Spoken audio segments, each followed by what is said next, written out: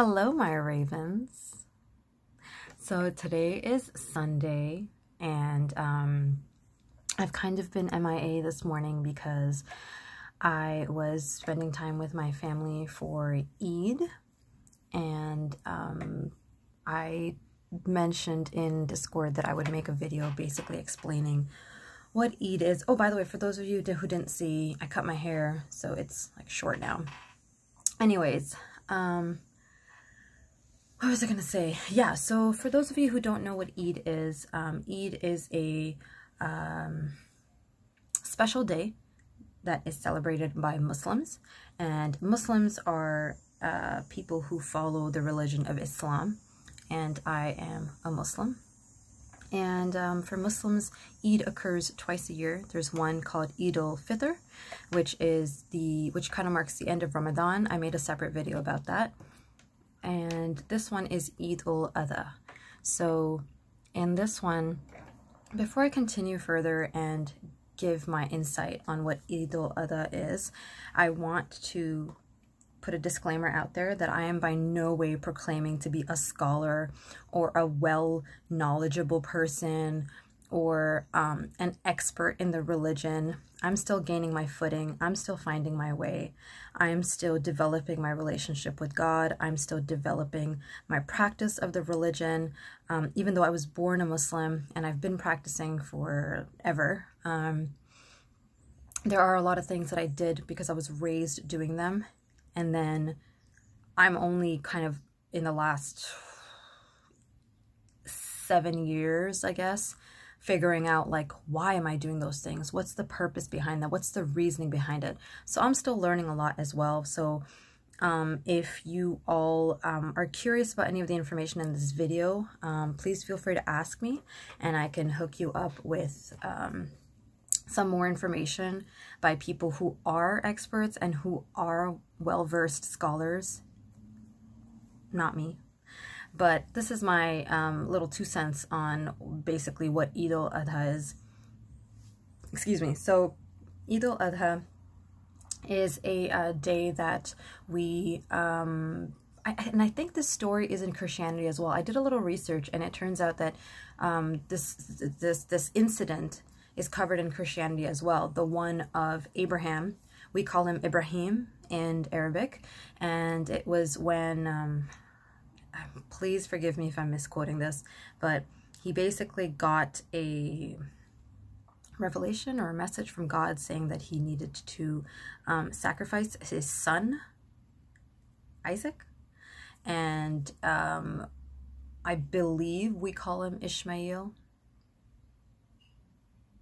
Ishaq. I think we call him Ishaq. Sorry, I'm still like trying to figure out the names. But anyways, besides the point, Abraham was asked to sacrifice his son. He did it for the will of God, and that was just God testing him because that was his, dear son. And before the blade came down, his son was removed, and there was I want to say a goat or an animal of some sort in its place, and I believe it's a goat in its place, and we sort of remember that sacrifice by, on this day, paying a butcher to sacrifice a goat. And my dad handles all of this, so I'm not quite sure if it's a goat or whatever type of animal it is. I think it's a goat. And we take that meat and we distribute it to our neighbors, we distribute it to our friends and family and to the poor. And it's sort of to remember that this is the sacrifice that Abraham was able to or willing to make for God. And the root of that lies in the religion where this life is temporary and this life is meant as a test to show God that we are living this life to please him and to do whatever his command is. So it's kind of like when a teacher knows that you're a really good student. They usually give you, you know, the difficult tasks and difficult things to challenge yourself and challenge your brain. And they usually then would pick you for special seminars or special workshops that they think that would benefit you. At least that's what happened to me when I was in school, and, you know, I was going to go into the gifted program. My teacher would like scope me out and give me all these side extra projects that other kids didn't get. She would take me to special, what are those called? Like, not shows, but they were like conferences, because she wanted me to excel. And that's kind of like what we believe that God does when God knows what we're capable of, and he wants to test us because we're sort of like the best of his creations. He gives us difficult tests. And on this day, we recount what are the sacrifices that we have made for God. For example, do we only eat halal? Do we give up adultery? Do we give up hurting people? Do we give up drinking? Do we give up, not stealing from people? Do we give up cheating? All of the things that God has prescribed us not to do.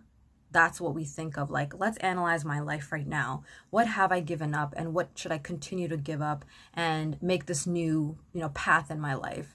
And the reason we do that is that this life is meant to be lived for for pleasing the will of God, right?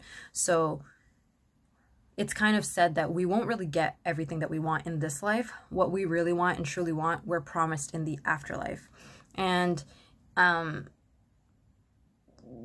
through testing and through trials and tribulations, that's how God brings us closer to him. Because usually when we're going through tough times, even people who don't believe start to say prayers and stuff like, oh, God, help me, this and this. So that's one way that God sort of like snaps you back to like link you back to him and be like, you're in this difficult time. Are you going to call out to me? Are you trying to reconnect with me?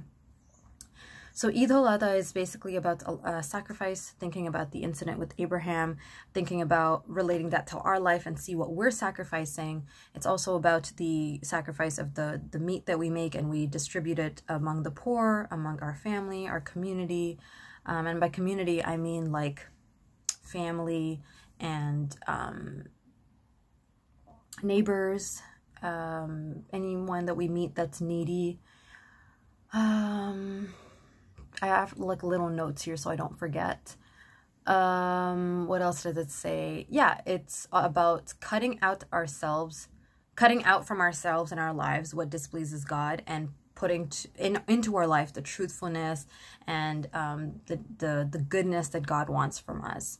And it's just about sort of like surrendering your life, that whatever God wants is what I want, because he would not want anything bad for me. He would only want the best for me. So I hope that kind of explains what Eid-Al-Adha is about. We went in the morning, we went for prayers. We do a prayer in the mosque, and then we get a lecture, basically like a sermon. And then after that, we all hug whoever's beside us. I hugged my family. I hugged the few ladies beside me. After that, we went to Walmart. We grabbed some goodies for tonight. We usually, on Eid, my mom makes this special like sweet dish. That's not a religious thing. It's more like a family thing. That's what my mom does. That's a tradition. And we're all going to eat together. And then after that, we went to Dairy Queen. I grabbed some ice cream for everyone because I wanted to sort of celebrate the day.